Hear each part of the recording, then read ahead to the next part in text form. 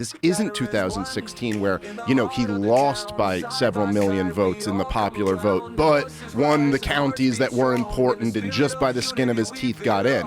This is like, the last I looked, he was up by over 5 million in the popular vote. Yeah, 5 million in the popular vote. And what was it when I went to bed? It was 312. Yeah. He had 312 electoral college votes. Yeah, with still, I think, a few states, Arizona, I think hasn't, finished yet. And so it might even rack up higher than that. But the mandate is, very specific. It's like the basic policies of, okay, immigration control. Can't just have an open border with no control of who comes into our country. A desire to get out of stupid foreign wars. Yes. And obviously improve the economy, deal with inflation, things like that. But he's got a mandate to do that right now. We now find ourselves in a time in history that has precedent, and we find ourselves, I believe, in a time where there are, let's say, peers in history of mass movements of people that mobilize to protect one another in times of fascism and authoritarianism. And this is the era that we are poised to enter. Donald Trump has talked about turning the military on U.S. citizens that he deems his domestic political enemies. Authoritarians and people that he affiliates closely with and strongmen abroad in regimes like that, it is not uncommon to jail political dissidents or legislative opponents. This is the world that we very realistically may be entering. And it's crazy when people say something like that because literally more than half the country elected Donald Trump. And I think it's very obvious that these lies are not written anymore. Nobody believes that. I genuinely sometimes think that people have been fearmongering to the point of actual physical no return. There's some brain chemicals in their brain that have changed permanently. It's like basically having the Trump derangement syndrome. And I think a lot of these people genuinely have Trump derangement syndrome because of the woke mainstream media that have brainwashed them so hard to the point of actual no return. And it's not final, but I just wanted to say that America failed women tonight, primarily. Trump has insulted women, berated them, has been found liable in courts for assaulting a woman, and he took women's reproductive rights away. And instead of standing up to that, people voted for it. And we failed our daughters, our mothers, our sisters, our wives tonight. America failed them. We failed them. It is unfortunately the reality of the situation. So I'm sorry to everybody out there who will be impacted by what may come. Because I got one more fucking cigarette in me before I start lighting your asses up. Alright? And that's word to the United States of motherfucking America. Yeah.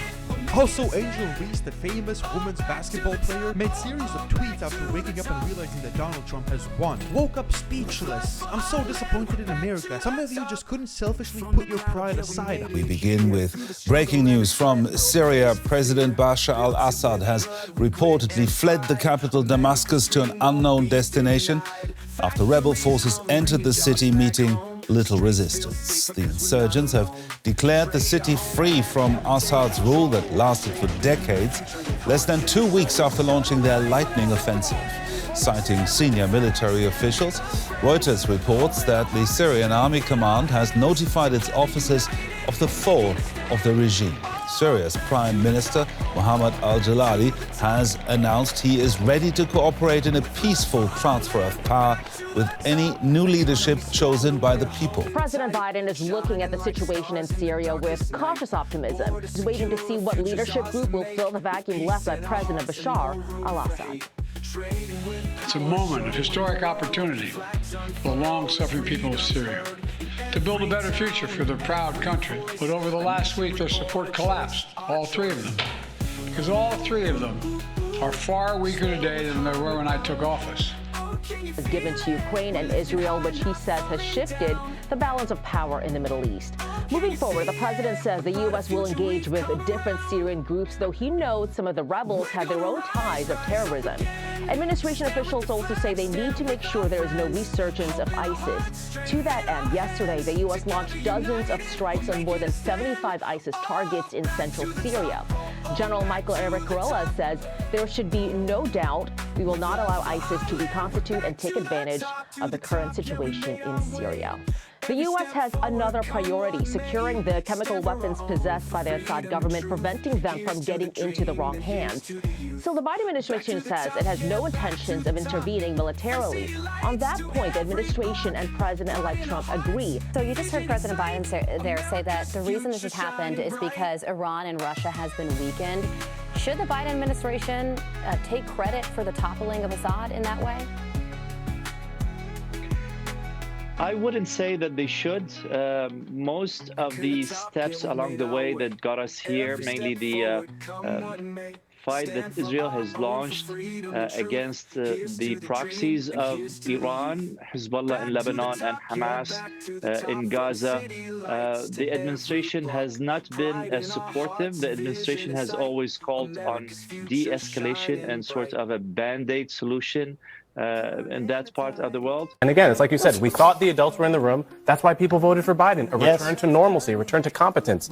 He's a lifelong public servant. We thought we're going to get normal, we're going to get competent. And that's what we did. We did. And if in the veterans community, Afghanistan doesn't signal that. Yeah, so clearly this comedian should stick to what he's probably great at, which is being a comedian. I'm assuming he is. Because politics is not his thing. Anybody on both sides would know. There's really two things that you can't argue when it comes to what Joe Biden and Kamala Harris are responsible for. Faith in the rule of law. Finally, Democrats have a moral perch from which they can judge without shame, hypocrisy, or nuance. Breaking news, President Biden has issued a pardon for his son, Hunter Biden. It's not as though when an F-150 and a Silverado love each other very much, they get one of these. It's not.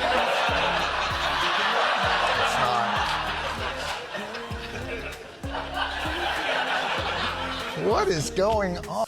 Well, ladies and gentlemen, it's clear as day. I mean, we've been sitting around here for the last couple of weeks, and the story that was portrayed was not true. I mean, we were told Puerto Rico was going to change the election. Liz Cheney, Nikki Haley voters, women lying to their husbands. Before that, it was Tim Walz and the camo hats. Night after night after night, we were told all these things and gimmicks were going to somehow push Harris over the line. And we were just ignoring the fundamentals. Inflation, people feeling like that they were barely able to tread water at best. That was the fundamentals of the election. And so I think that both parties should always look at the results of an election and figure out what went right and what went wrong.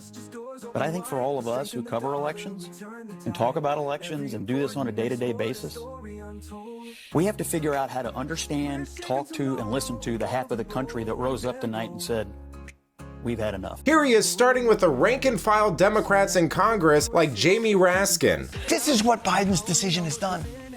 Look how confident and eloquent our Democratic representatives were back when they thought they had the moral high ground on this issue. The country we have lives in two totally separated information ecosystems.